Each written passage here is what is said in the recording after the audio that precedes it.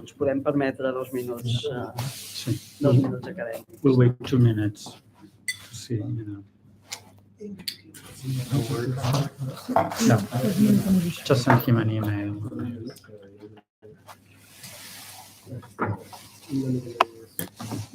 Més inclinats? Així? Quina hora és? Oh, it's 10 a.m.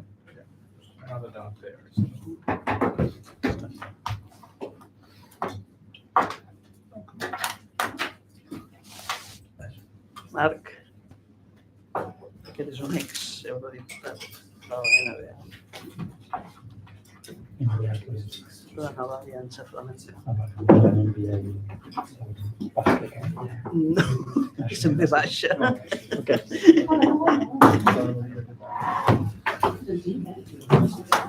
Thank you for coming. How are you? Good. Yeah, I'm good. Have a seat.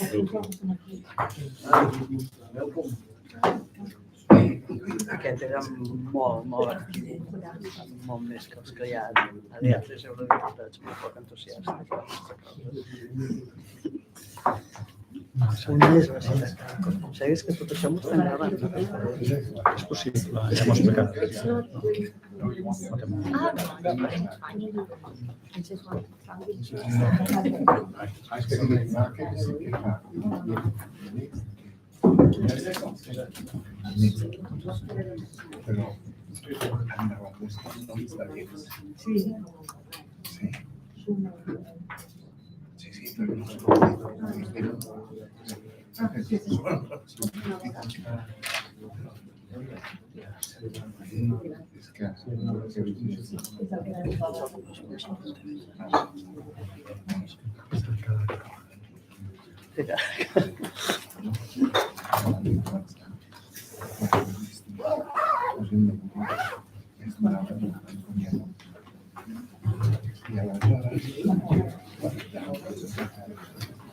I aquests no es quedaran.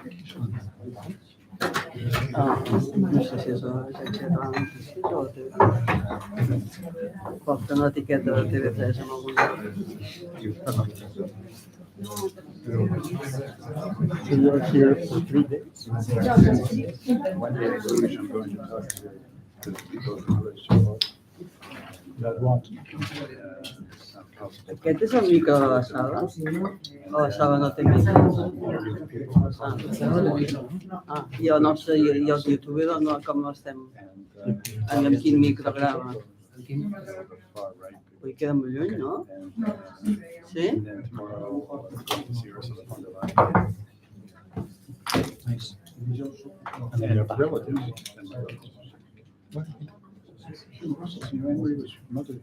Oh, the in-laws.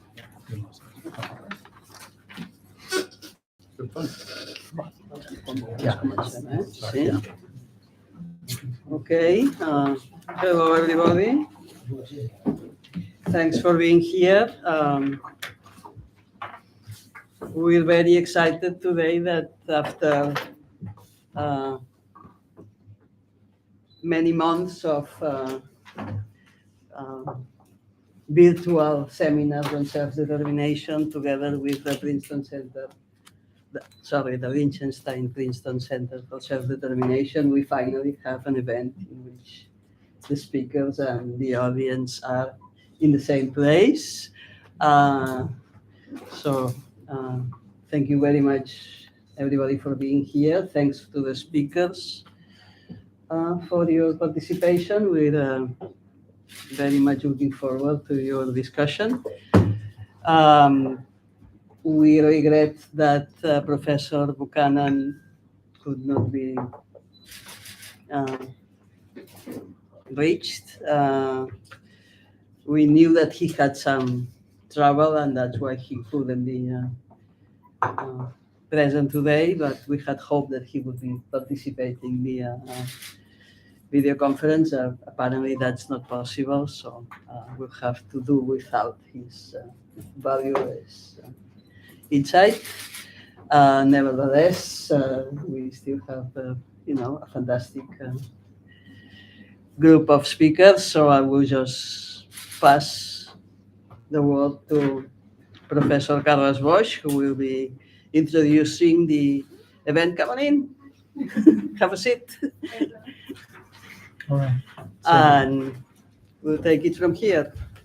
all right. Thank you, Clara. Yeah, welcome to today's workshop on the question of self-determination, which is sponsored by the Liechtenstein Institute of Self-Determination in Princeton and the MEP Clara Ponsatí. And my name, as Clara said, is Carles Boix.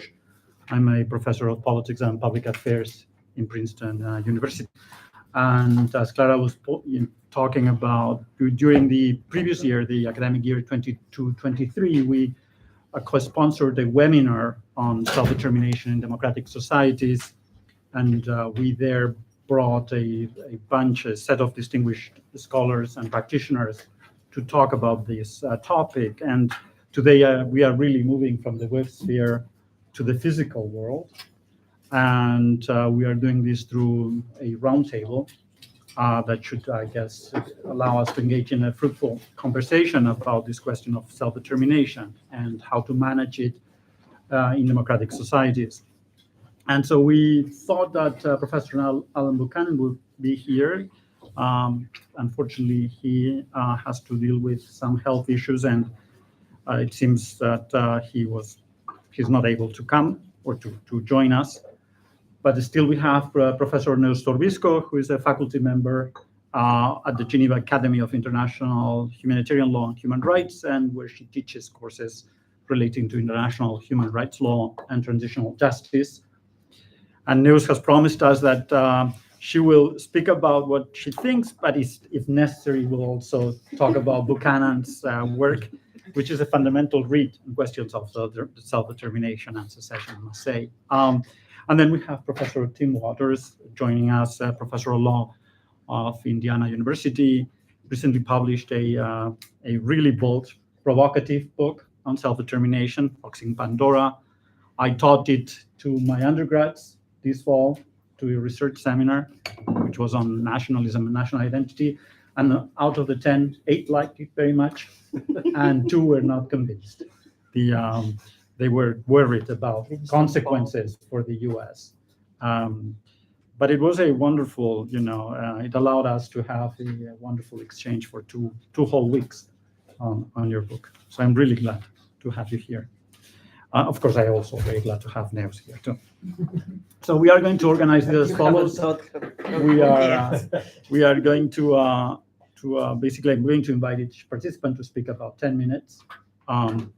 I'll ask you to be concise, and then we'll move to a debate, a conversation among the two of you and perhaps myself. And then at the end, the last 30 minutes, I'll open this to people that are here, also remote participants, to ask questions, to engage in this conversation. And so just to kind of, start somewhere the conversation, this is my sort of long question to you, and it basically ran something like this. Over the last 100 years, we basically have witnessed this construction of a body of normative principles and of international rules on the question of self-determination. This is a body that is, let's say, working action, so it has evolved into a clear but not fully, not completely tight set of norms. The international community today basically recognizes the principle of self-determination, loosely understood, has agreed upon a framework to govern its exercise, basically for colonial territories. But, in the last decades, we have observed that the international community has had to contend with a number of cases where self-determination was exercised. New nations came into the concert of nations, and they did that beyond the decolonization framework. And so if I had to put it in some way, I would say there is a sort of a tension between international norms and political practice, between legal theory and political practice. And so the question, or my questions really to you, are basically, why is there this tension? And if it is possible to solve it in some way, where would you stand in terms of solving it? And then going a bit more in detail or deeper, and perhaps this is not just for the first 10 minutes, but for the whole conversation, is because we are interested in the self-determination in democratic societies, and because we are meeting in the European Parliament, and because Europe has witnessed several attempts at self-determination, what would you think should be the role of the European Union in this question of self-determination? And perhaps even more specifically, do you think that internal enlargement, the Swiss way, is a possibility? And with that, I let you start. I think Neus volunteered to start first, and then we'll move to team. Thank you. Can I speak without the microphone? I think you should have a micro. Yeah. Okay.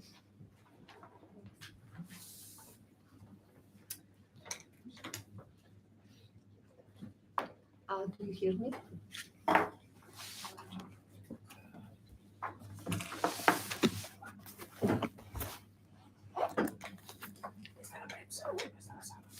Okay. So thank you very much, Clara, for inviting me to speak about a topic that, in fact, has taken a whole lot of space during my research over the last 20 years, when the topic was not even fashionable.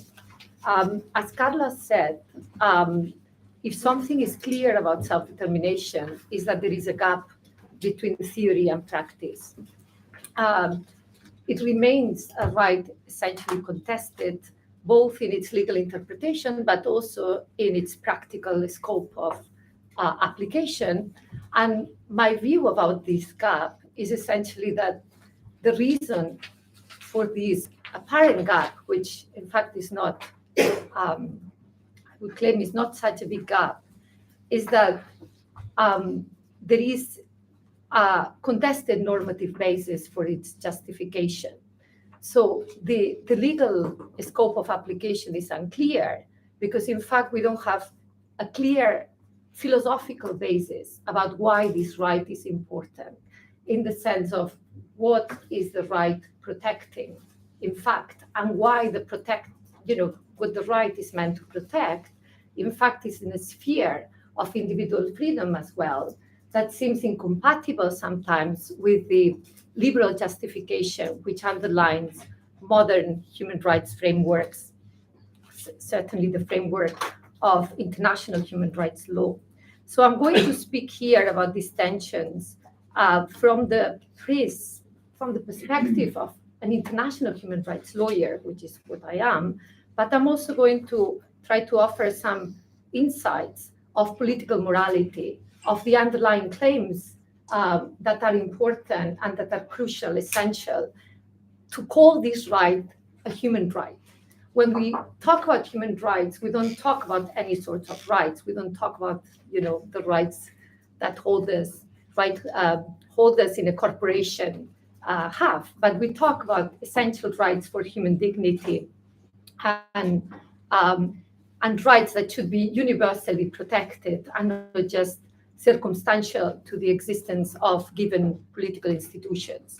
So this, in fact, explains why collective, group-differentiated rights, and especially the right of people to self-determination, find only a very weak protection in international legal procedures for the protection of human rights.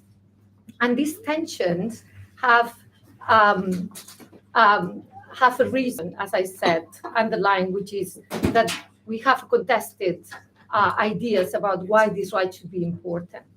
So my first point kind of contests a bit what Carlos has said about this right being a principle.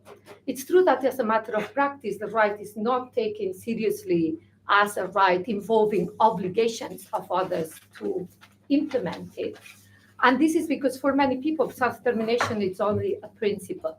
However, from the international legal perspective, it's clear that self-determination, which came up as a right in the peace conference in Paris in 1919, represents the cornerstone of the United Nations system and is one of the most fundamental human rights formally recognized in the UN Charter and in Article 1 of the two covenants of the United Nations of 1966. Why this today is still regarded as a principle has to do with some disputes that some are conceptual and others are practical. One important problem has to do with the apparent dissonance between the actual formulation of the right as a universally attributed to all peoples without differentiation and not just to colonial peoples. Why is the dissonance between this formulation and the practical implementation has to do with some conceptual problems about how do we identify the right holder, who is the people who have the right to self-determination. And we have to understand this conceptual problem that has a political significance.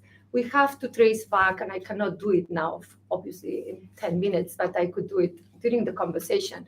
We have to trace back a history of self-determination that goes back to civil rights revolution and the independence, the right to independence of colonies. That is not just, of course, appeared in 1919, but is traced back to actually the wars of independence, like the US independence.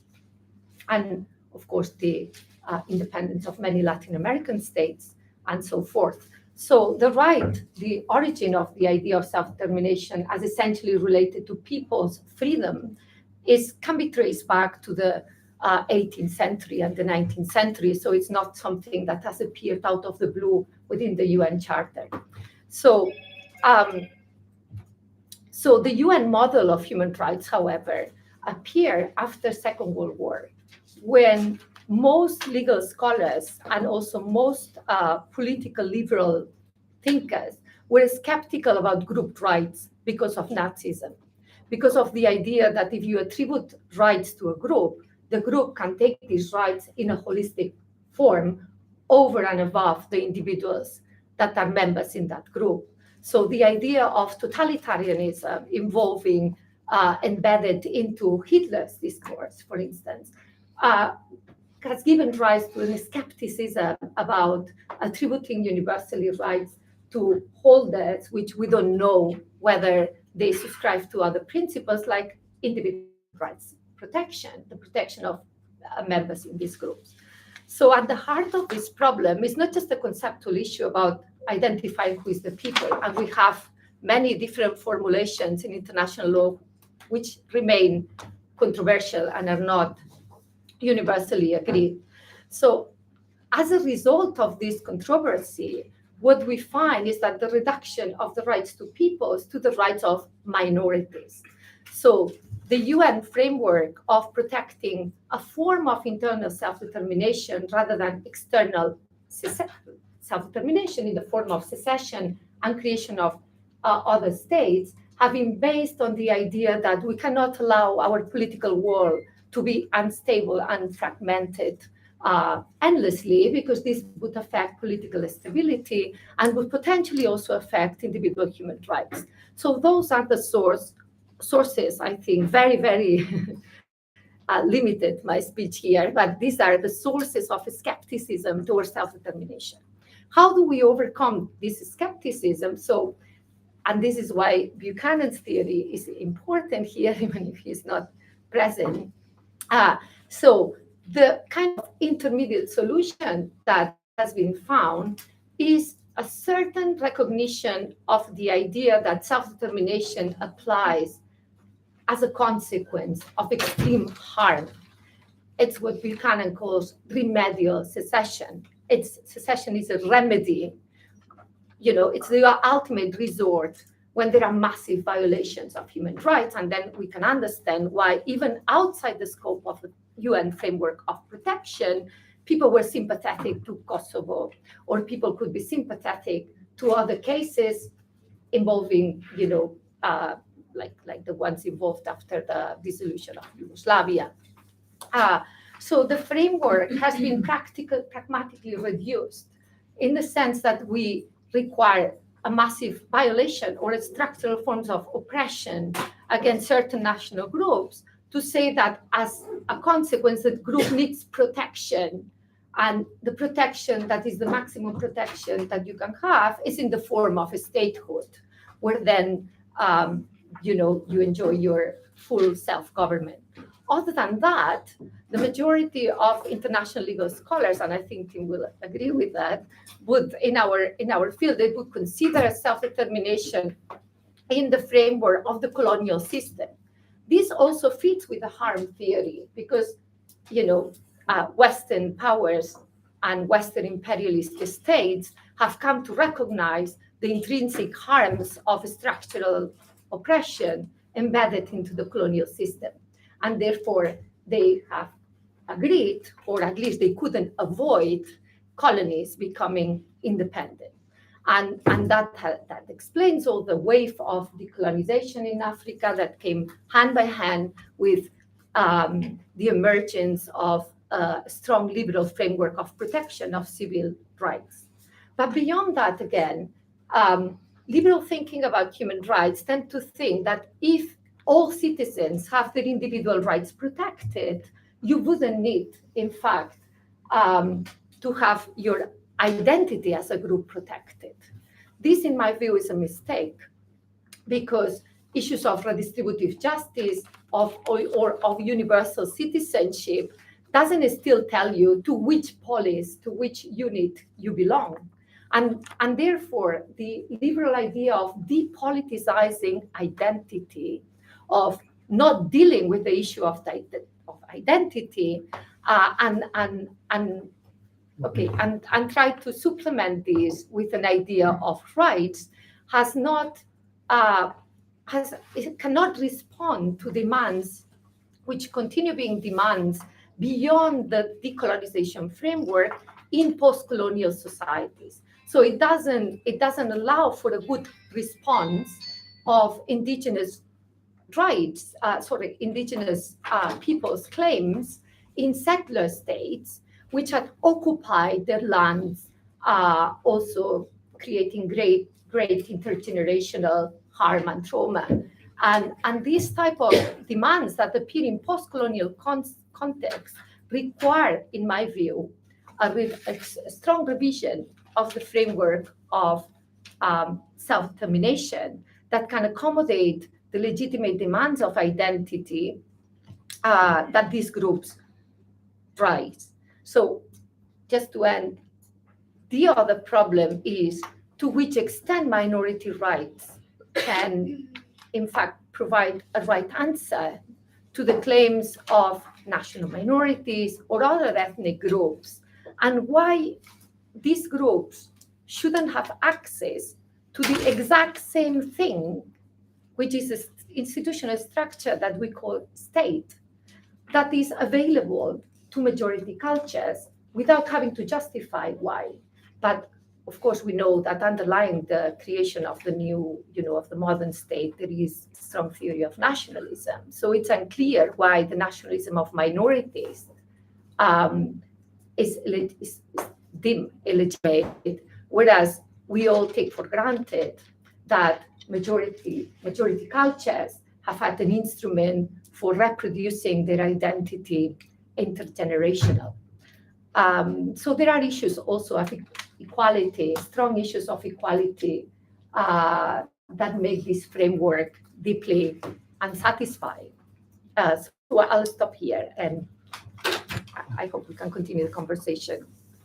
Thank you, Neus. It's a wonderful introduction to, let's say, the consensus that exists out there in terms of the right of self-determination. And I think we'll have time to go, back to this question of why you think it's a mistake and debate that. So with that, let me, move to Tim and have also your sort of 10, 11 minutes. 9, 12. 10, right? Yes. Thanks so much. I'm delighted to hear that 8 of 10 of your students like them. That's not the same as saying they agree with it, by the way, but I'll take either one. That's probably the highest number I've ever gotten for that. So thank you. I did for my that. best. That wonderful news. I suspect it may be how you presented it to them. Okay, and indeed, if we had 8 out of 10, as Neus was suggesting, international lawyers, I wouldn't get 8 out of 10 for sure, because we're really, it is an important thing to note, as was already mentioned, the ideas that are being presented are certainly minority positions within international law, politics, political philosophy, more broadly. That just tells us the challenge in front of us. So thinking about the question that was raised, why is there a tension? And I was crossing out many of the things as Neus addressed them. Thank goodness Alan Buchanan is not here to preempt many things. But so why is there a tension between the legal practice and political practice, or the norms and practice?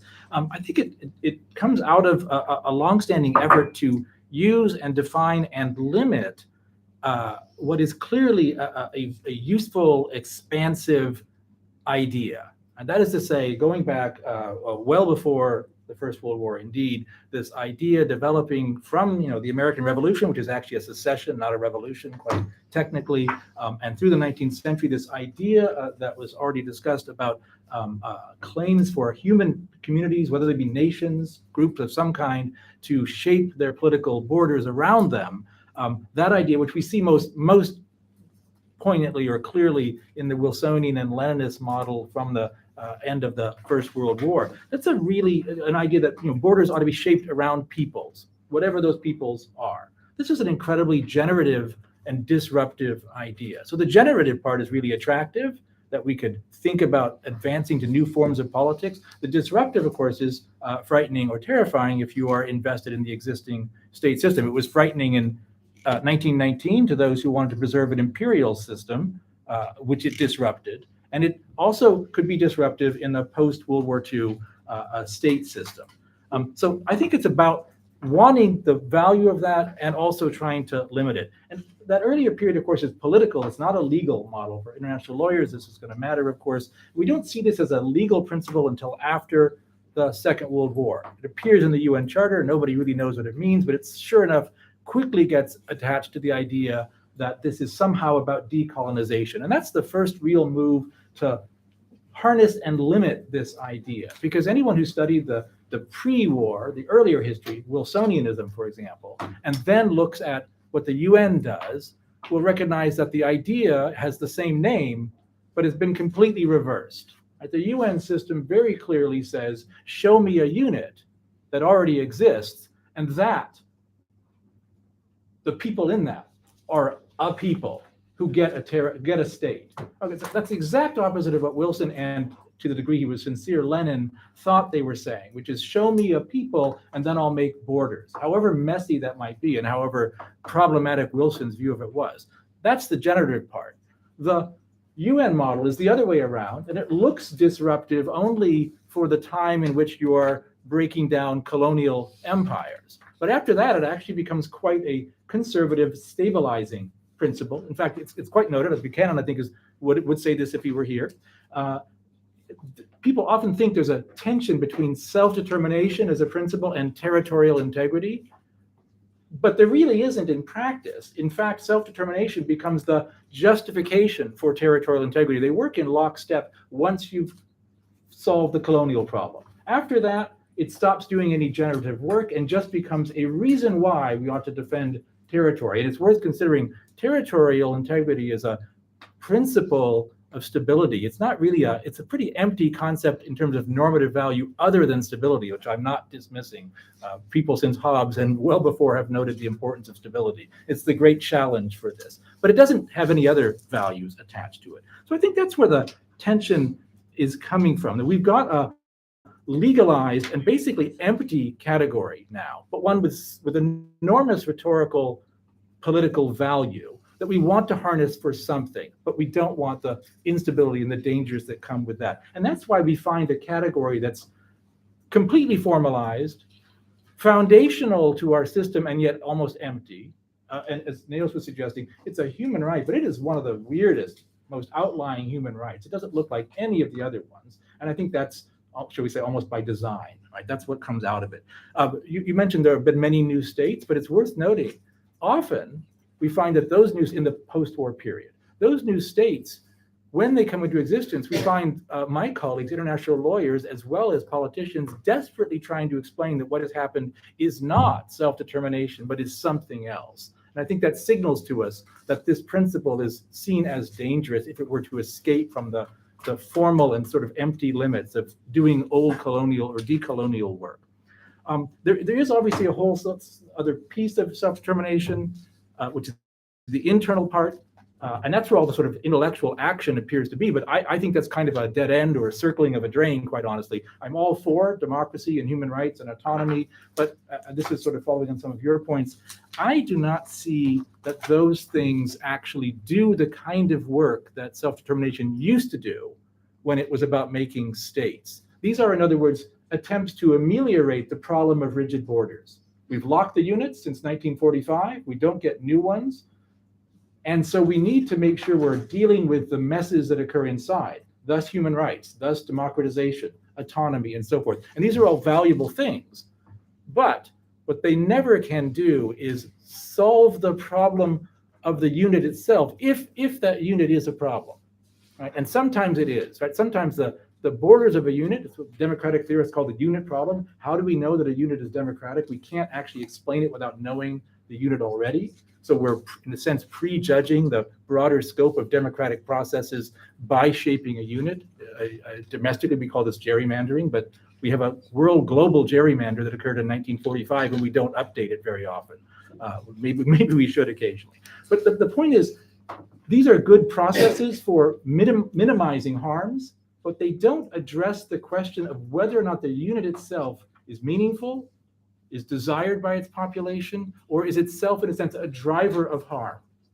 They don't do those things, because all human rights, democracy, these are all systems oriented towards response inside the existing state. You'll find nothing in the canon of human rights that explains to us why we should alter borders in response to a human rights problem. And as I said, democracy doesn't really function without already assuming a unit. So these are not ways to solve the problem if the unit is a problem. That's what my book and my research is about, is those cases where that's the issue. So that's coming to your question of how can we resolve this tension. I think the way to do that is to recognize that it has a broader applicability that dates back to this earlier generative period, and find a way to harness it that addresses legitimate concerns about stability and territorial integrity. These are real challenges. We can't just ignore them. I'm as much interested in international relations as international law, and we cannot pretend that stability is a non-factor in law or politics. But that's, I think, what we need to do is consider how do we challenge that. And I think that the pathway is to think about ways in which we can sort of destabilize or interrogate the idea of territorial integrity as a fundamental principle only in relation to internal claims. I like the rules against aggression. I don't think tanks should be crossing borders, for example. But I do want to think about ways in which we could encourage or enable a more flexible regime of what is called in some contexts a right to decide. Approach to secession, where it happens, where it is motivated by internal populations, that finds its some space in international law. That's what I'm concerned with. My model is one that tries to describe a democratically guided basis for legitimating these claims and giving them a vocabulary that could be used within international law. I just want to say one or two things about the other part of your question, and then maybe strategically defer the rest for later, since you said we could.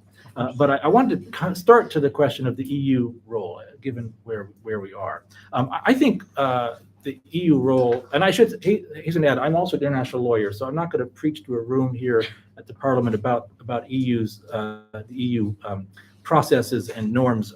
My perspective is from international law and how it interacts with that system. I think the EU's role is potentially quite large. It's worth noting that the very few significant sort of secession movements that are nonviolent and positively received occur either in the wealthy North. including one recent former member of the EU, but it was at the time, right? So the UK, in regards to Scotland, and of course Canada outside the EU at all times.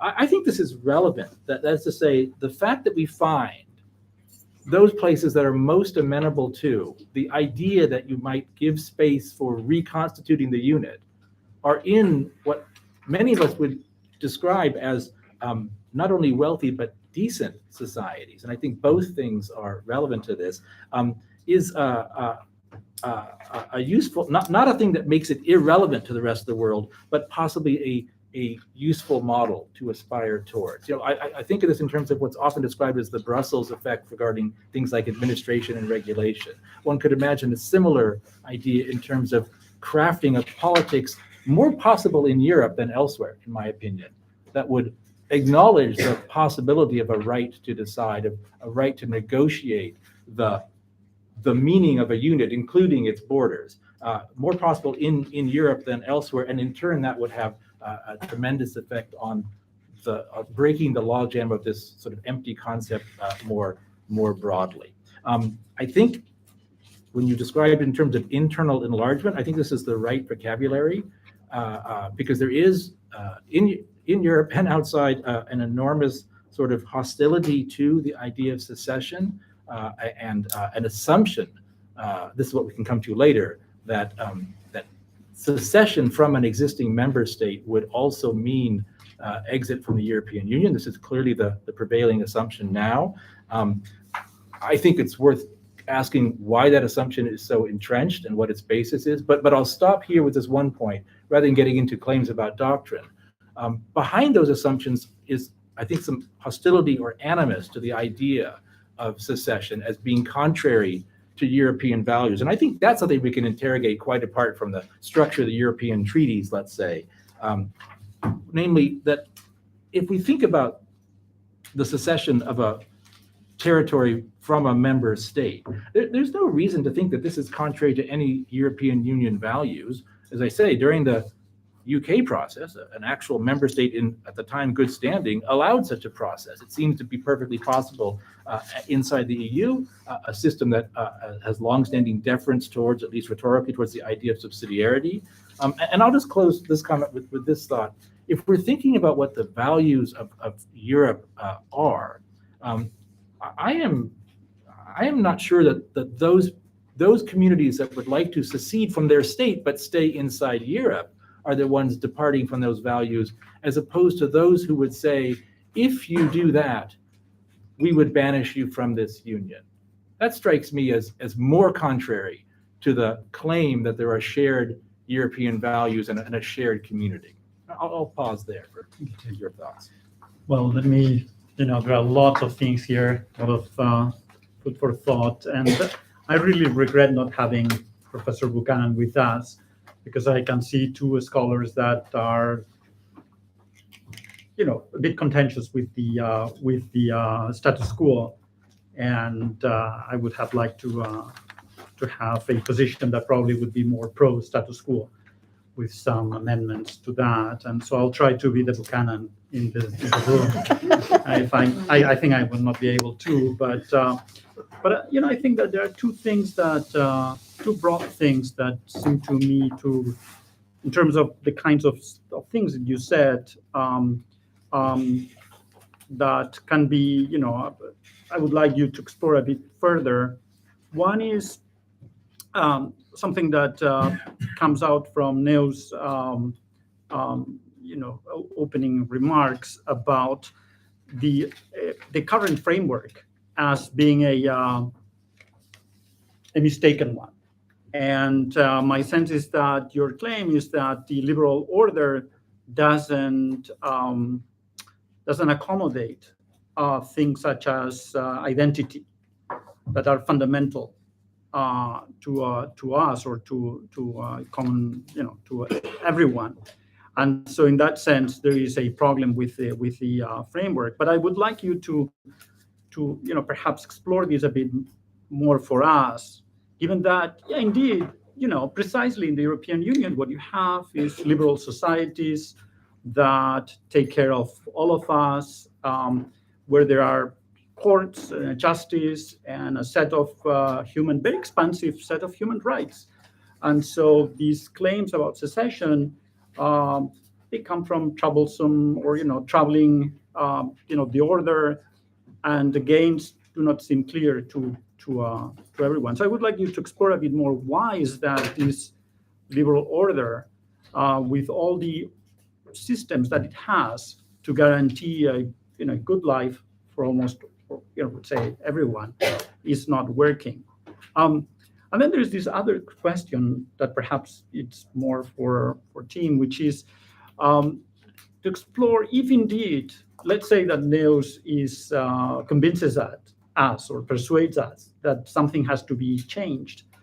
What would be the alternative mechanisms to, in a more precise way, to move from the existing order to something else that indeed, may put a remedy to all these tensions we were talking about? So let me start with Neus, and if that's okay. Great. Can I get the microphone? Of course, someone is moving this thing. It's not that I, grab it. Yes, yeah.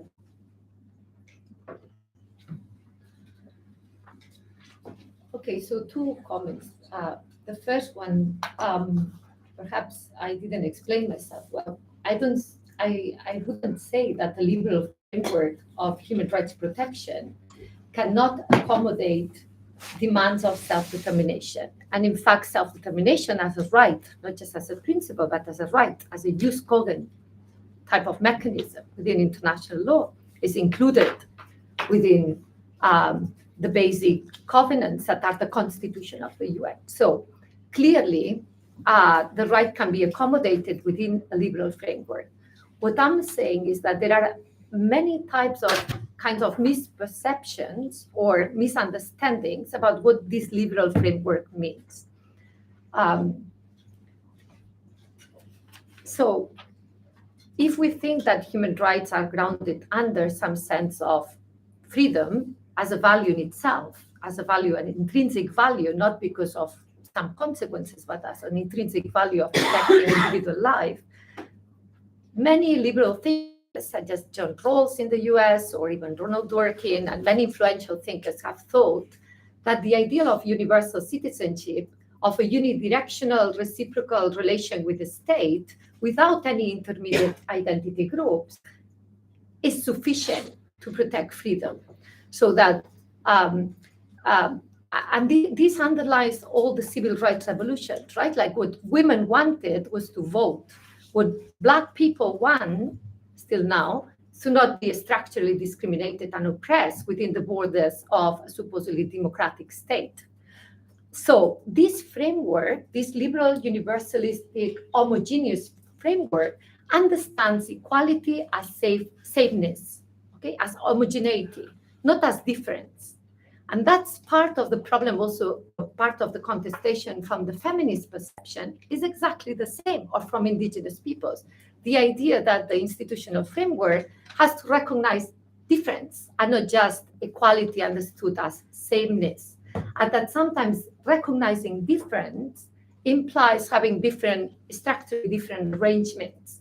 And so the vocation of liberalism, from its roots in the Enlightenment tradition, Kantian roots, from the John Stuart Mill to Hobbes, is the idea that individuals have rights because they belong to a polis. But the basis of the polis is undisputed. And therefore, we have an idea now that we give legitimacy to the states, which in fact were created without any normative philosophical foundation of legitimacy, just by the pure force of power. And instead, we deny the same rights to majorities that have just been losers in history in achieving the same mechanisms that the majority cultures have. So I don't think that the liberal framework is incompatible with the strong defense of group rights as human rights. I just think that there is a pervasive misunderstanding also within the liberal tradition that assumes that equality is sameness and that your dignity and protection is protected within the frontiers of a given state. And that's why self-determination has been accepted, like by Buchanan, as a remedy. So when there is a strong harm, then there is a basis. This creates two paradoxes. One paradox is that to exercise self-determination, you now need to prove that almost that you've been the object of genocide. And the category of genocide in international law is also very restrictive. It doesn't include cultural genocide, for instance, which is what is happening every day with indigenous peoples in many territories around the world. So it includes massive violence defined in a very masculine idea of violence that doesn't involve the oppression in forms that are more soft, if you want, banning your language, don't allowing your language in democratic parliament, as it happens with the Catalan in this parliament, and all sorts of forms of structural discrimination that are embedded within the law. And therefore, because this is part of the rule of law, minorities have an extra burden of justification to access exactly the same tools that majority cultures have taken for granted. And to this extent, I don't think that the liberal framework is incompatible with the defense of group human rights. I just think that we need to dispel many of these misunderstandings in order to accommodate these rights within the normal system of human rights.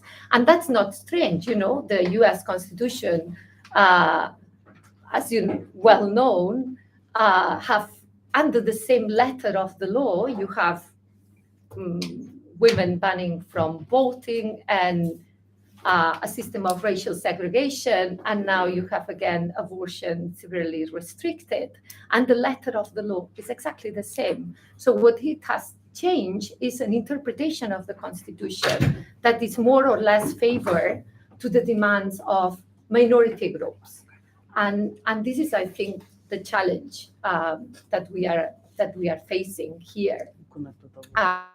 Because indeed, it's paradoxical that the current framework only protects self-determination when there is a massive violation of human rights, which is not an incentive, a good incentive to protect this right. Thank you, Neus. I have been told that Professor Buchanan is now connected. I'm so glad to have you here. I tried, but very poorly, to impersonate you, but I think I, failed, and I would have failed. So, we have. Hi. So, if I apologize for being late. I had something of an emergency. My wife has a very bad case of the flu. It got worse. I had to take her to an urgent care center. That's why I'm late. Very sorry. Well, thank you so much for joining us. We have already been, exploring the topic of, or the question of self-determination, and I would like you to join us. We were, so Neus was talking about the limits that the liberal framework sometimes, it's not well interpreted to accommodate self-determination, and Tim Waters was mostly talking about the possibilities of transforming the ways in which we think about how to exercise the right to self-determination. So I would like you to join us, perhaps talking for a few minutes about the way you think about the right to self-determination and the conditions under which you think it is legitimate to exercise it, if you will. Thank you. Well, I'd like to just focus on a problem that is quite common, and that is groups that start out demanding more autonomy within the state end up becoming secessionists. That is, they move from wanting autonomy within the state, some sort of limited self-government within the state framework, to going for independence. And I think often this is done somewhat reluctantly, and it has to do with the rigid response by the state. Could you hold just a moment, please?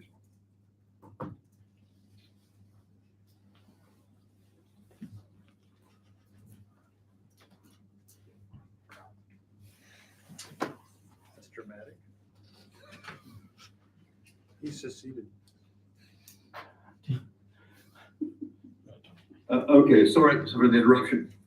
It seems to me that there's a sort of a double-sided assurance problem. That is, the people who want autonomy would be happy to limit their demand, not to go for independence, if they were assured that if they made an autonomy agreement with the state would keep it.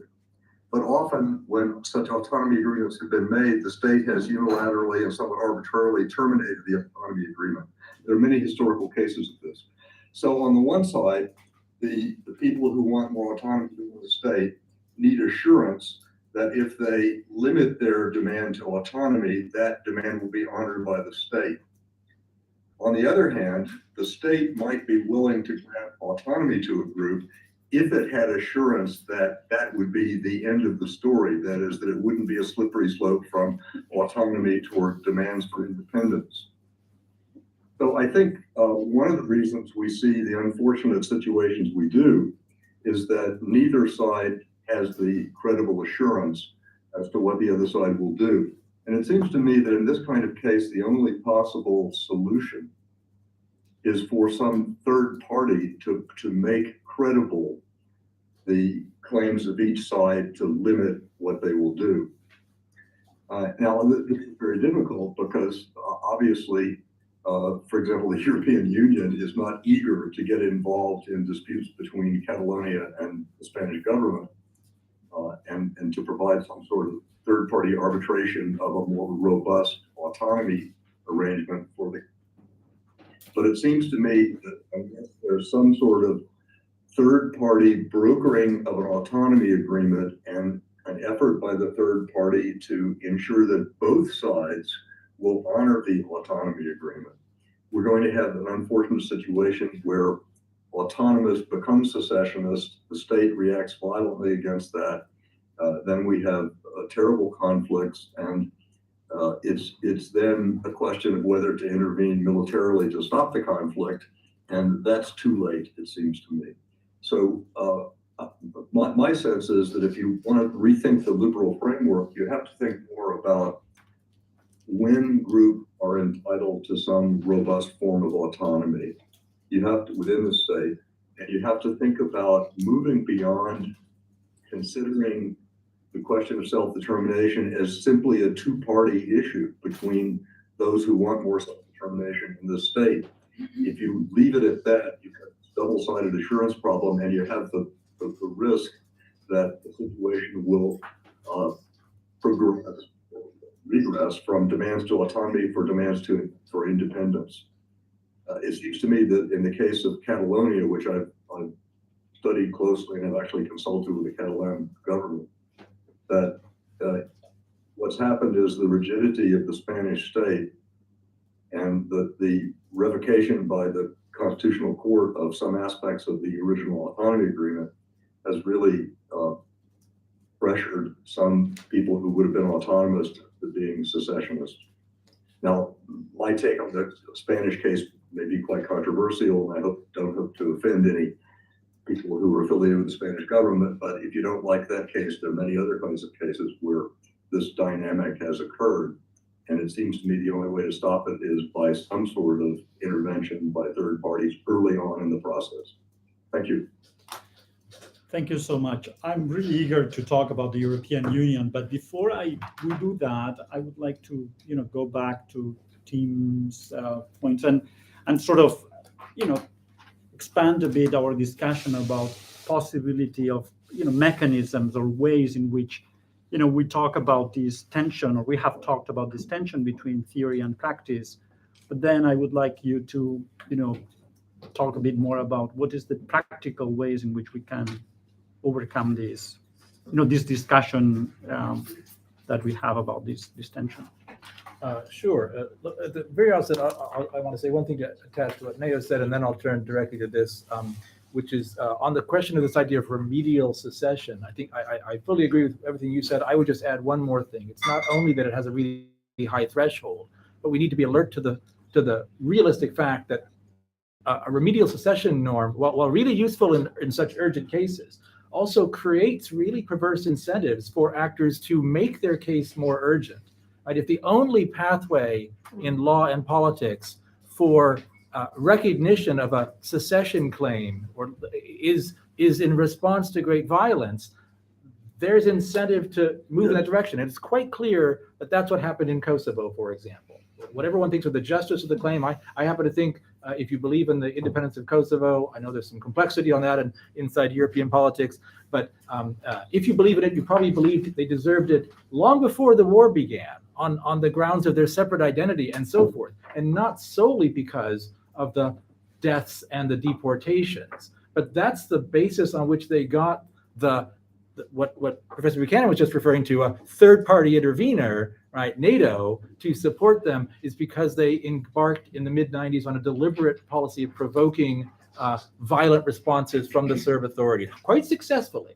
Right? So I don't think that's the kind of self-determination framework we want to encourage as a project of law and humanity. But we can observe that that's how it goes if our only pathway is violence equals legitimate claim. Okay, I'm delighted that Professor Buchanan got to join us both in general and also because something he said nicely frames my response to your question, which has to do with the need for these kinds of external guarantees. I entirely agree that that's true as a realistic matter of politics.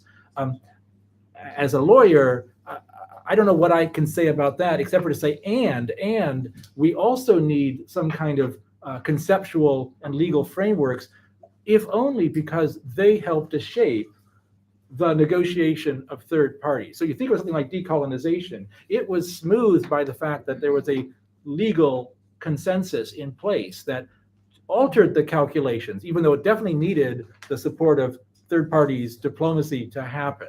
So I'm thinking about this not as a contradiction to the guaranteed logic, which I think is true, but how can we, using law and institutions, marginally alter the points at which intervention makes sense, the conditions at which actors might even jump in. So if we imagined a highly legitimated claim of sort of Wilsonian style self-determination as part of our normative structure, if that were true, it would marginally make interventions slightly easier or more normative. Okay, so I'm going to address that question in response to this. And maybe I'll say two things if time allows. One about how we would move in that direction, and then if there's time, I'm happy to defer it, my suggestion for what a mechanism might look like. But I'm also happy to just leave that for later and let people imagine it's more solid than it is. So in terms of how could we move towards a system in which guarantees might be easier to make? I have to say, from the point of view of international law, this is not promising. So interventions, outside actors, this sounds like intervening in states' sovereignty and territorial integrity. And if there's one thing that we're clear about in our legal consensus is that you can't do that. We're seeing a recent reaffirmation of that in the Ukrainian war. So we'd have to think of some way of describing legitimate guarantees and intervention that didn't contravene those principles, or, as I was suggesting earlier, somehow modify our understanding of what we mean by territorial integrity to relax it in relation to domestic internal claimants. And this is where it gets quite tricky to think about Professor Buchanan's excellent suggestion that we need to look at outside guarantors, because what do we mean if we want domestic actors to be able to claim a right to negotiate an exit, but we also want outside actors to support them? That's really difficult, I think. So I don't think that's the easy part. As you will know from my book, this is the part of my book I call the hardest part. It's one thing to convince people that it might be a good idea. How do we actually move towards it? I'll just say these things as possible pathways. We can't look at altering international law. That is an extremely unpromising path. We have a treaty redefining self-determination. That's not going to happen. Or in the UN process. That means we have to do this at the level of states, right? Finding those actors that are sympathetic to this. That's what I was referring to earlier, places like the UK, Canada, and so forth. There are countries that are actually, because of their own domestic political processes, open to the idea that they would indeed negotiate even this most serious part of their own sovereignty, that is to say, their existence as a territorially bounded unit. So this is a possible framework that decent societies can actually adopt in this real world. It's harder for other states, but it's something we could start with. And I think from there we could think about the utility of regional organizations in places where there are some, I won't say critical mass or critical minority of states that have such views. And the European Union is a plausible place to think about that, even though it feels tough for people who are advocating for rethinking territorial sovereignty in a place like Spain. It is much more amenable there than in many parts of the world, right? There are minimum background norms of European society, law, and institutions that make that less implausible than it would be in many parts of Africa or Asia, or even my own country. You know, the last time we had this question, obviously it was resolved in a non-institutional way. So I think that's where we need to focus. And this is back to Neus's point. This is a project not so much of like amending European treaties as interpreting the ones you've got and the norms you've got, because I think there's actually very plausible ground for pushing on the claim that there is nothing to forbid this inside the European legal architecture. That's not the same as saying it's you get there, but it is a way to sweep aside the, to my mind, pseudo objections that this is somehow illegal or extra constitutional. I think the key first move is to identify. The European Union, as I understand it, is one of the world's most sort of legally oriented projects. Things don't get done unless you can ground them in some kind of claim about legality. And so sweeping away the claim that there is a legal prohibition on this, something like, you know, the Barroso letter from the Scottish case that I think argues rather facilely that there's some kind of limit or prohibition. Sweeping that away is the first project, right? Because that leaves it in the space of politics. And then we will confront the reality that states don't want to do this. They don't want to support this. But at least it would be a political question as opposed to one that's a claim of legal incapacity. That would be a step. I'll pause on the mechanism maybe because I don't want to take up too much time. It's really just my own idea. We'd have to think about how we'd actually create a process for communities to make a claim that other actors, these outside guarantors, might respond to. And it has to do with grounding this in sort of democratic practice. But maybe I'll just defer on that for a bit later. The last thing I noted as a thought about how to do this, and something Professor Buchanan said as well, we might want to think about finding ways to describe this that aren't self-determination. I think it's a really good fit. I wrote a whole book about why this is a self-determination problem, but I also observed that although your 8 out of 10 students liked it, it's not always an easy sell. And if we think about what self-determination means in international law and practice, it might be good to think about locating this in some other conceptual space. The same moves, but not necessarily calling that. I'm just throwing that out as a thought. It would be wonderful to win this as a battle about self-determination, but it might be more strategic to call it something else and get what one wants, as opposed to running right at the extreme wall of resistance that actors think they know what this means and that it doesn't mean allowing or encouraging in any way existing integral metropolitan states to rethink their borders and populations. That's not what self-determination is. That's for colonies. And I think we face enormous friction and resistance if we run right at that. I don't know what the other thing is, but I keep thinking about what else we might call it. I'll pause there. All right. So I'm a bit torn here because it's almost, it's over 5. I promised to half an hour, and we have to finish at 5:30.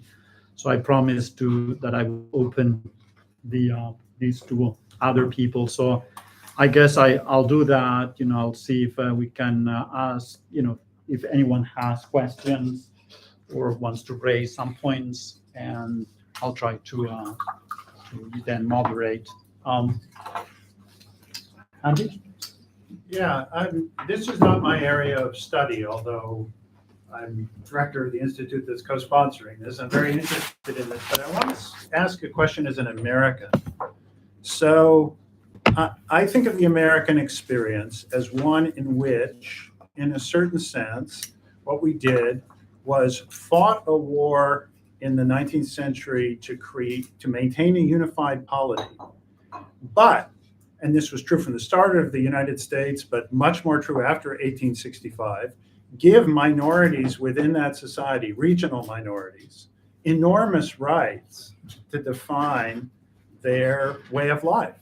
And so we have an extremely federal system, a system with extreme supermajoritarian protections, a system that in many ways allows Southern Americans, to put it vulgarly, to live as they wish. The result of this has been to undermine the development of the American state for 150 years. So we are now the last country that has not made the transition, which all European countries have made, to a modern social welfare state, to all these things. And that's largely because of the constitutional compromise that we struck. So if the solution to this is democratic reform domestically that allows minorities or minority regions or areas or to have rights, then it seems to me one can't think about it without thinking about the externalities, the policy externalities of doing that. You defend the right to have a certain way of life, protect a certain Southern way of life. But the cost of that is paid by every American. It's paid by me, because I, as a Northern American, can't have a social democratic welfare state like my European friends. So how do we incorporate that much broader issue into this framework? Because it seems to me the entire discussion is about whether we can accommodate a rather narrow stream of rights for the minority culture, but not about the consequences of doing so for the polity as a whole and for everything else that constitutes the good life. Is there any one of you that would like to respond to this question? Hanan? Professor Buchanan? I think this is an extremely important point. I think that it's true that the fragmentation of that we have in the United States, the kind of robust federalism, has been an obstacle to progress in many respects. On the other hand, I think there are some aspects of the American experience that are more hopeful. Now, I'm going to say something which you'll probably find bizarre, and that is, I think that if you look at the current arrangements of government with respect to recognized American Indian tribes, you can look at a case of extreme self-government operating within a larger state. The U.S. Constitutional Bill of Rights does not apply, for example, to the Pueblo Nation. There is no separation of church and state. American Indian tribes have tremendous autonomy. And now the American Indians have been treated horribly in the past. That's really true. But if you want to look at a case of unbundling sovereignty and of having robust self-government units, a society with a larger central state, that's one place to look. I think the problem in this group goes back to the previous speaker, and that is when people hear the term self-determination, they think independence. They think of the threat against the territorial integrity of the state. But we've got to somehow convince people that sovereignty can be unbundled and that you can have various kinds of limited self-government within the state, various kinds of intrastate autonomy agreements. And those need to be on the table, and that there needs to be some process, as the previous speaker said, of recognizing a claim to autonomy negotiations. That seems to me crucial. So I agree. There's sort of a Janus face here to the American experience. On the one hand, there's some extreme unbundling of sovereignty in the case of robust self-government for Native American groups. On the other hand, the bargain that was struck at the end of the American Civil War paralyzed the state, basically, and has prevented us from moving into the 20th century with respect to the social welfare state. Now, one last point. There's another aspect to the secession problem that we haven't talked about, and that is if a rich region secedes from the state, for example, Catalonia, this may have disastrous effects on the Spanish welfare state, because it's going to wreck the internal redistribution of wealth from the richer region to the state, which helps fund the Spanish welfare state. So these are, again, this is a negative externality we have to take into account in thinking about whether third parties will support or not support claims to autonomy or ultimately to secession. Thank you. Before I move to the next question, I cannot resist, responding to Andy's point. In Europe, we have very developed welfare states, but in fact, they are in small countries, and the fact that there has been fragmentation in Europe has not prevented all these countries from developing their own, complete welfare state systems. But I think this is something we can talk about later. I think that President Puigdemont had a question. Yes, well, no, thank you very much, first of all, for your contribution. It's very inspiring. It's very helpful. It's not a question exactly, but it's something that we are seeing here in European Parliament. I'm a member of the group that is working with minority issues, and also I'm a member of the bigger committee that investigates the case of spyware, normally against minorities. So my question or my reflection is to share with you is, we've seen in the last decade the use of the concept of national, or the threat to national security used by the democracies to undermine, in practice, in fact, the minorities' rights. So it's something, it is a contradiction, because the state that recognized the right of self-determination is also threatening the groups, majority national minorities, as a potential threat to national security.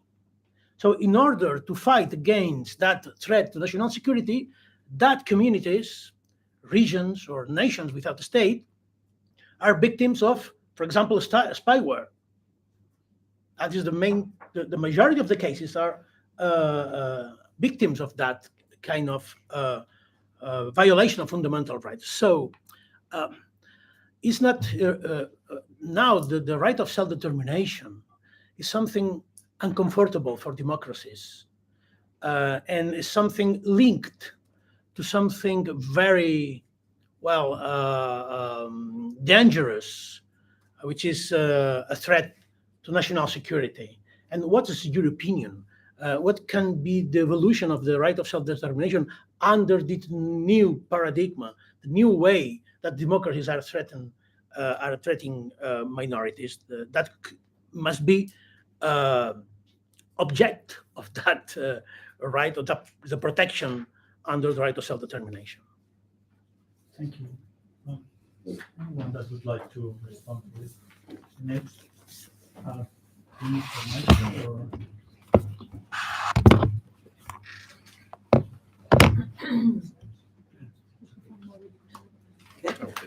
Can you make it? Sorry. Okay, just there's been many questions, and I also didn't say much before about the role of the European Union that now is raised about with these issues of security. First, just about Andy's comment about how pluralism and diversity can undermine the basis for social unity that allow a welfare state from emerging.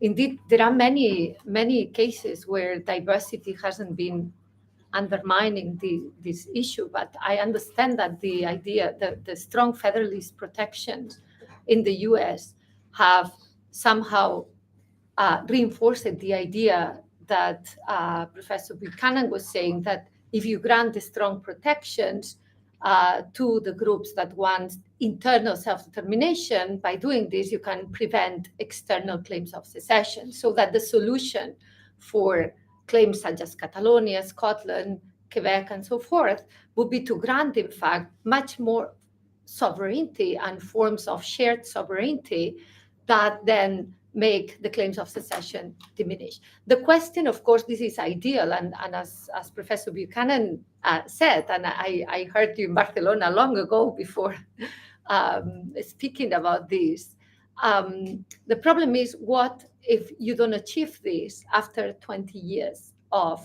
trying by democratic means.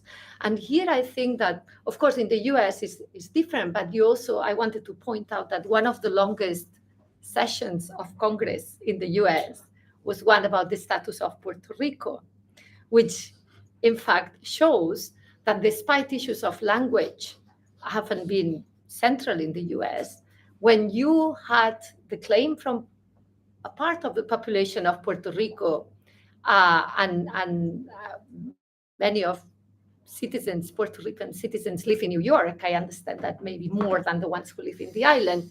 But when Puerto Rico tried to suggest that they could become the 51st state in the federation, this raised a lot of concerns, which had to do with the Spanish language and the fact of whether English was essential conception of the American state. So it shows that also issues of culture and identity are not alien to the US. And of course, many Black people would say that the melting pot in which you are supposed to melt in the US has also very strong traits of white, cultural shape of the institution. So the same criticism. But besides this, I think in the case of Catalonia and Europe, if there is a space for allowing self-determination with least damage in the sense of, the sliding scale of demands and the slippery slope that many people think, if you open the Pandora box, then why Catalonia not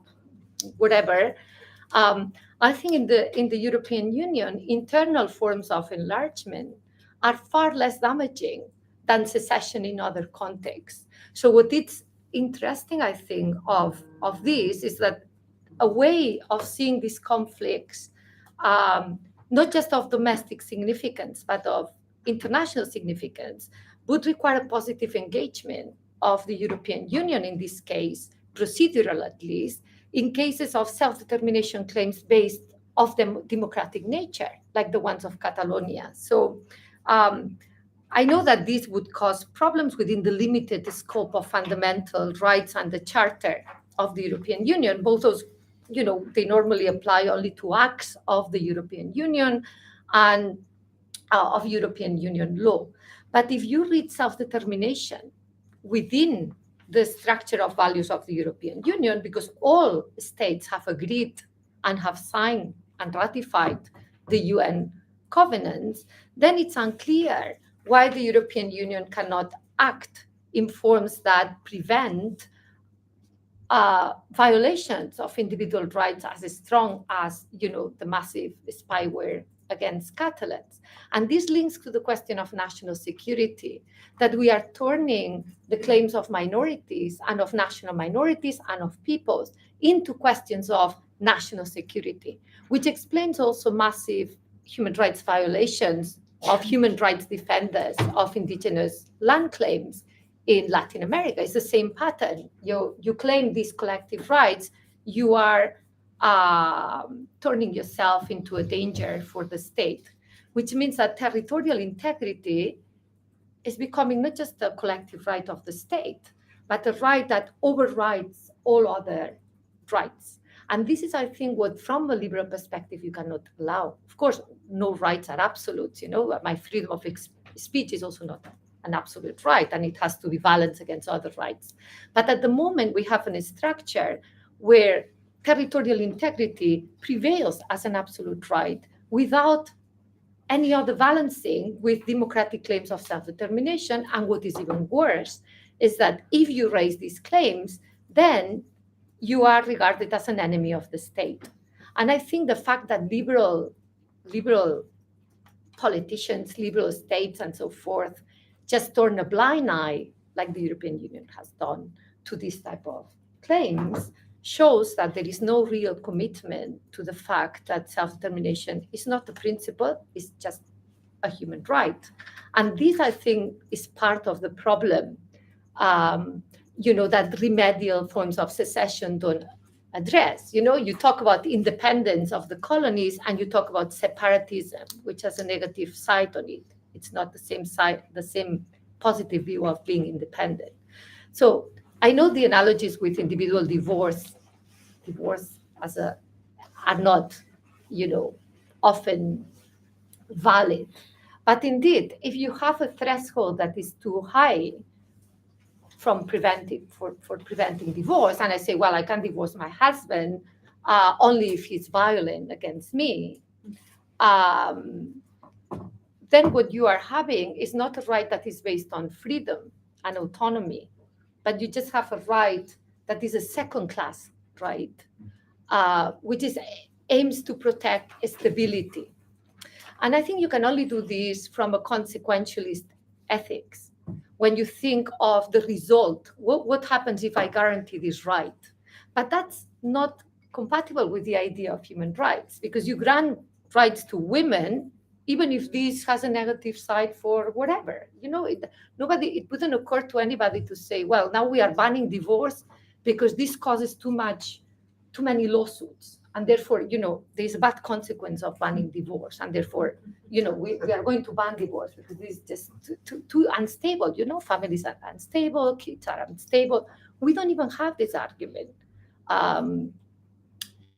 in the public space, at least. Maybe many people think of it privately, but we don't allow this argument just for a consequentialist impact. I mean, it's not compatible with the rights discourse to say that if you exercise certain rights, there are bad consequences. So it's like telling to a woman, you better don't go to work because, this is going to be bad for your children. And you're going to become a bad mother or whatever. I know many people think of this, that there are instability issues, but it's not acceptable as a public reason. Let me see if there are other questions. Since we only have 10 minutes, in fact, 8 minutes, I would like to see if there are other people that have any questions. I collect some and then I'll let the speakers have their own last minute. So I see one person. Jordi? I would like to say many things. Very interesting debate. Thank you. Very stimulating. I'm just going to offer a thought that has to do with some things that have been said here. Most of you seem to say that liberalism is failing in, giving some sort of recognition to minorities or to identity. And I would like to go further in this thought and say that not only liberalism doesn't offer a framework for identities to develop, but I would say it's a highway for stronger identities to impose themselves into weaker identities. I think the introduction of liberalism in the modern state has shown that the population under political unity becomes uniform very fast. This is true of the country that invented liberalism, which would be the United Kingdom. The non-English language have all but disappeared. This is true of France, which would be another side of the liberal option. Non-French languages and cultures and customs have all but disappeared. This is true of Italy, where the diversity of dialects and languages have also disappeared. It may be true also of Germany after the unification. And if we're having this discussion, is because this hasn't happened entirely in Spain, and that is because Spanish institutions are weaker if we compare them to other European institutions. And I don't think this is a bug of liberalism, like an exception of the rule. I think it's part of the core of liberalism. And I'm not saying this because I think so, but if we read the great minds that have designed contemporary liberalism, say John Rawls or Bruce Ackerman or Dworkin or even Thomas Nagel, they all admit that one of the outcomes of the liberal system is that some forms of life and some smaller cultures may disappear. Some of them claim, for example, Nagel claims that this is so because these smaller cultures are more closed off than the other cultures, but this is clearly not the case, because it's clearly the case that some of them are stronger, some are weaker. This is also happening in the US. The US is now a mostly English-speaking country in terms of prestigious institutions, government, universities, and this process of uniformization is something that can be traced throughout the 19th century very clearly. So it's not an exception or an afterthought of liberalism. It's part of the virtues of the stability issue of liberalism, that it tends towards uniformization. So either we accept this as something we are all willing to, accept as morally warranted, that stronger cultures just impose themselves through this idea of the liberal citizen, or we find a solution that can, offer some alternative to these other less strong identities, languages, and cultures. Because otherwise, what we're having is not a process of like the better argument wins or the more open culture wins, but just we have some unities that came up during the state formation process of modernity and contemporary times. And then within these units that we cannot change, those who control the institutions have become masters of other people's cultures. And I think this is clearly against what we call the European values. That was my thought. So we only have 4 minutes, and I'm going to ask our participants to very concisely either address some of the comments or questions that have been made, or just, provide us with some additional thoughts on these questions. You can pick and choose. I have many questions, but I don't think, we have the time to talk about them. So I'll go in alphabetical order. I'm going to ask Professor Buchanan to go first, and then Professor Torbisco, and finally Professor Water. Professor Buchanan. Oh, you're on mute. Okay, now, I'd like to respond briefly to the last speaker's comment. I'm not sure the phenomenon you described is inherent to liberalism rather than nationalism. In fact, I think that the nation-building process in France, for example, involved extremely illiberal methods, coercive methods to destroy other languages and cultures within France. So I'm not sure that this process of identity destruction and homogenization that you described is something that you can attribute to liberalism as something inherent in liberalism. I think it's more a matter of nationalism. Of course, in the 19th century, liberalism and nationalism were very much united in the way people thought about them. But I think that's conceptually quite distinct. Thank you.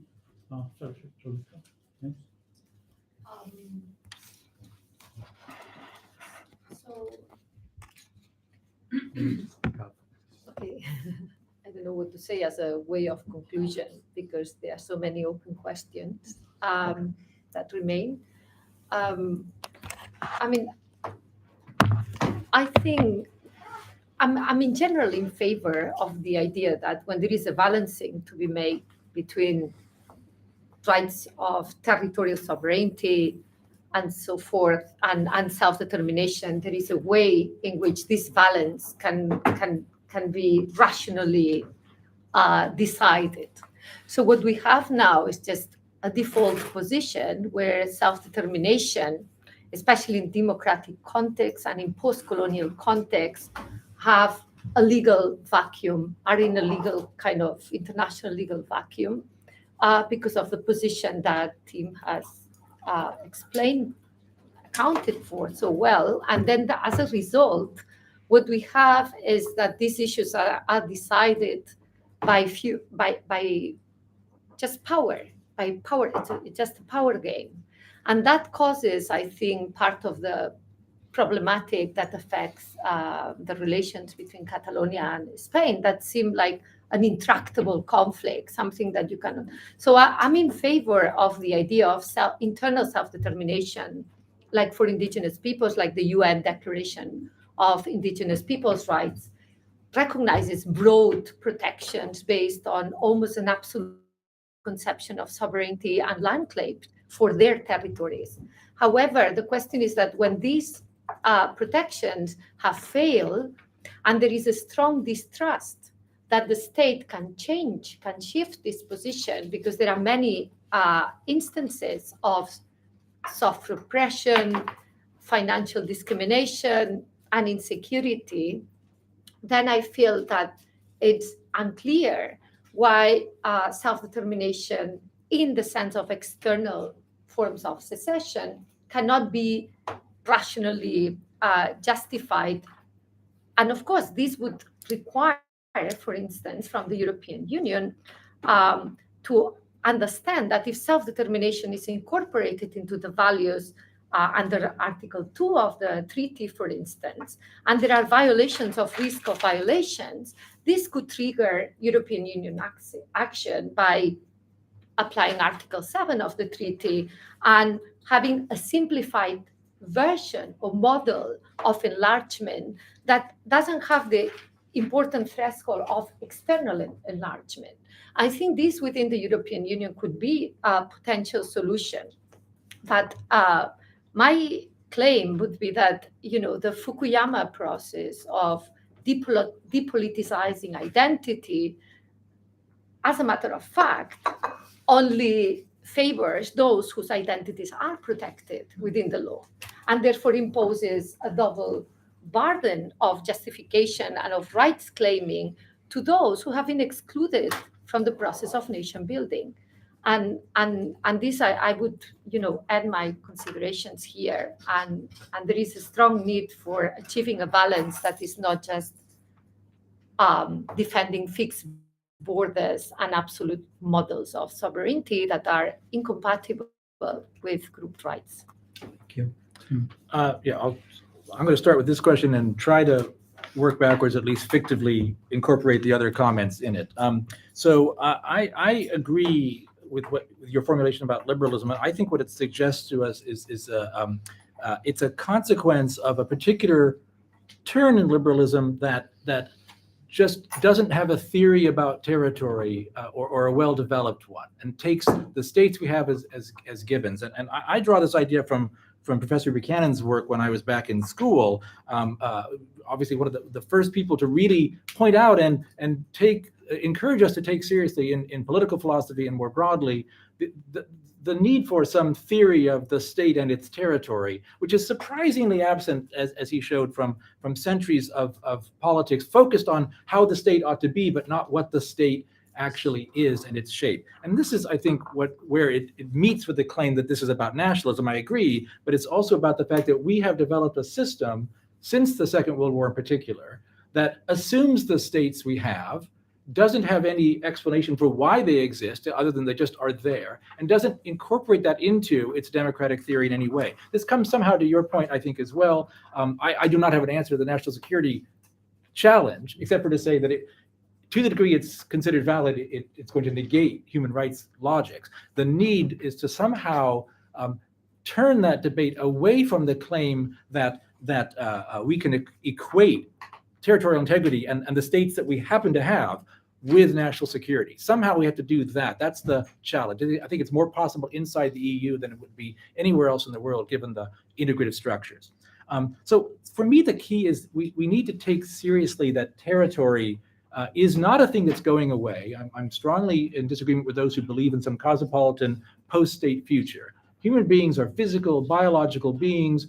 Their control of and contestation of resources in physical space is politics, and we won't get away from the need to regulate physical space. That means, to come around, if I have 1 minute, or are we abusing the time? Okay. So if we think about this in terms of territory, fair enough. I'll give you 43. This is why we need an idea, a theory, a claim that includes the idea of secession or external self-determination, or call it whatever you want. I agree all those other levels are what matter most of the time. Can you make an autonomy bargain? Can you improve human rights? All of these things are worthy, and they will often solve the problem. Great if they do. So we need secession for two things, though, as a claim. One is for the times when that fails, when all of those moves don't work, and there's oppression, persecution, or just a desire for a different polity. That's what we need that for. We also need it for one other purpose, though, which is all of those bargains will look different, work differently if there is a right of exit. simple negotiation theory. If you negotiate your human rights, your autonomy, etc., inside a closed room with someone with more power, you will get a bad bargain. So the real purpose of a right of secession or something like it isn't just to make new states, but to improve the process for staying in the states we have. As was mentioned before, someone mentioned, you can get an autonomy deal, but will it be kept? Okay, that's why we need that to avoid bad bargains. I don't know if I'm going to get back to Andy's points here or not. Maybe I'll talk to you about that afterwards because we're at time. But I'm sure the line keeps going back to that, and I'd love to say a few things to you afterwards. Thank you so much. Thank you to all the participants for really a wonderful, rich debate that is just one fraction of all the things that we could be talking about. If I may, I think I have learned from this that liberalism has immense possibilities. We still refer to some kind of liberal framework to deal with the question of self-determination. It has limits, and I think that the limits to me from the conversation were basically three problems. One is the problem of the recognition of a people as a national subject. It's very contentious. Those that oppose the minority to self-determine, the first thing they do is they deny that minority the idea of being a nation. The second one is that liberalism, as it is constructed, or today, I think it has a status quo bias. So we always talk about a country that separates from another one and then leaves that country very poor. But we never talk about the country next to that country that somehow stays independent, like the Netherlands, and no one asks the Netherlands to join a poorer country to make it richer. And the third problem we talked about is these guarantees between the majority and minority, the double assurance problem, which is fundamental. And it's a difficult thing, and external intervention cannot be. The right to secession could be. I think that the European Union has an advantage. It's a pity that it has been, in a way, taken over by states, but it could be like Switzerland, which pushed Bern to change its constitution to allow the people from Jura to secede peacefully. And these, under a constitution, the Swiss constitution, that then was changed in 1999, but the previous one had the confederation had the obligation to ensure that the borders between cantons could not be changed. So, which is, an interesting thing in itself. So here I finish. I also want to, thank you, the Liechtenstein Institute, for hosting and shepherding all these things. And I'll let Clara to finish with some remarks. Thank you very much to all the participants. It's been a fantastically enlightening session. I think that we'll need to go through the transcripts of all your interventions to really take all the fruit that is possible to keep reflecting on these issues. I had tons of questions to which I had to refrain, so I'll be using them for dinner. At the end of the day, this is a discussion on self-determination. So if a people is determined to be a people, then self-determination is more than a right, is a reality. I could go on, making this argument a little bit more academic, but I'll take the excuse of not having the time. Nevertheless, I think it's a matter of when you have a group of people,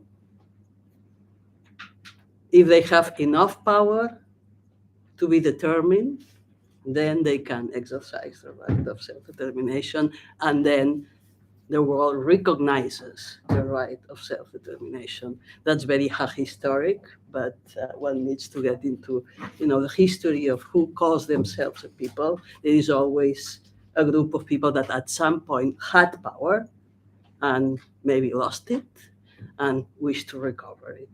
I think that is extremely schematic, but that would be my take on on what we're talking about in this discussion. Sorry for my late intervention, and I'm taking too much of your time. I'll just vull també saludar la gent que ens està escoltant des de l'oficina de Barcelona. We have a group of people that are watching us from our parliamentary office in Barcelona. Moltes gràcies per ser-hi i fins aviat, la gent que esteu a Barcelona. Una abraçada.